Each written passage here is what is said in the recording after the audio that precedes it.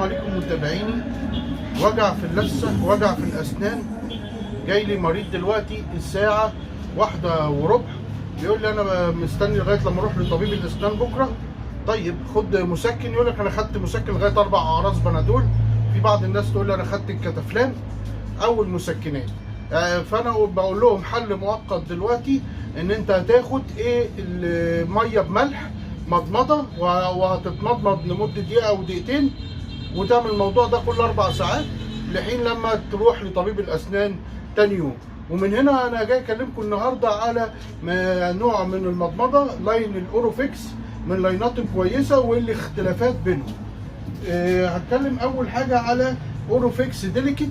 اوروفيكس ديليكيت ده في للاسنان الحساسه، بيمنع التسوس ويمنع الم اللثه والاسنان. طيب اوروفيكس بتنزل ايه كمان؟ اوروفيكس بتنزل اوروفيكس اتش.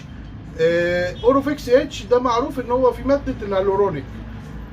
ده طبعا بيساعد على تجدد الخلايا. يعني انا لو خلع ضرسي عند الطبيب والدكتور بيقول لي اوروفيكس اتش، يبقى انا بجيب اوروفيكس اتش، لان ده مختلف عن باقي المضمضات اللي موجوده، ان هو فيه الهيالورونيك اسيد، يساعد التجدد الخلايا، يسرع الالتئام. يعني لو خلع الضرس يسرع الالتئام. طيب لو انا عامل زراعه اسنان يفضل عشان لسه تمسك كويس على الزرع، وهكذا. طيب بالنسبه لو انا باخدها قوقايه عاديه زي المريض اللي جالي الساعه 1 بالليل وعنده الم شديد، بياخد المسكن اللي الدكتور كاتبه له لحين لما يرجع له ويديله التشخيص السليم طبيب الاسنان. يبقى احنا دلوقتي في اوروفيكس ده بالفراوله، اوروفيكس بالموز. لبعض برضو الاطفال اللي هو فوق ال6 سنين مش بيستصيغوا المضمضه بتاعت زمان، لا في نزل نكهات كويسه عشان يبقى انا كده بنضف، لان هو بيحتوي على الكلوروهكسيدين، بيحتوي على كذا، بيحتوي على الكلوروهكسيدين، السيمول، المنتول، الصوديوم سكرين. يبقى طعمه مستساغ، في نفس الوقت انا بستخدمه بدون تخفيف لمده دقيقه مضمضه، وبعمل الموضوع ده 2 أو 3 في اليوم. وفي بطعم المسواك للناس اللي هي بتحب طعم المسواك. طيب لو حبينا دلوقتي نتطرق لحاجه ثانيه، الم الاسنان، الم اللثه بيبقى شديد، مش عارف انام منه. انا استخدمت المضمضه وبرده خدت المسكن بالجرعه العاليه اللي هي ما اقدرش اتعداها، يعني 4 اقراص بنادول في اليوم، بنادول اكسترا، في كتافلام حسب ما الطبيب كاتبها. طيب انا عايز حل مؤقت لغايه لما ارجع له تاني يوم، ان نشوف لو في مشكله في الزرعه، في مشكله في التركيبه، الدكتور بنتابع معاه. طيب لو في دلوقتي حل برده موجود في الصيدليه، ده الاوركس بخاخ. اوركس بخاخ ده فيه زيت القرنفل وفي زيت المنتول، بيدي احساس بالبروده. زيت القرنفل مسكن للالم من الحاجات الطبيعيه.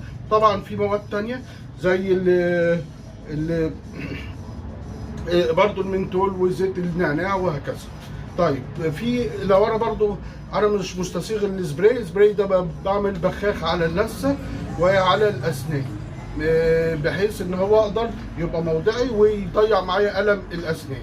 طيب ده بطعم البطيخ، بطعم البطيخ بينزل برضو نكهات، اسمه اوركس اي سي. طيب بالنسبه للطفل اللي هو من فوق ال6 سنين، هديله اورا ماكس بي. اورا ماكس بي ده للاطفال. بعمل بخرتين من 2 ل3 نقطه 3 مرات في اليوم لألم الاسنان لحين لما براجع الطبيب. ده موضعي، فيه زيت النعناع، فيه زيت القرنفل، مواد طبيعيه كلها مطهره ومسكنه للألم. تحياتي.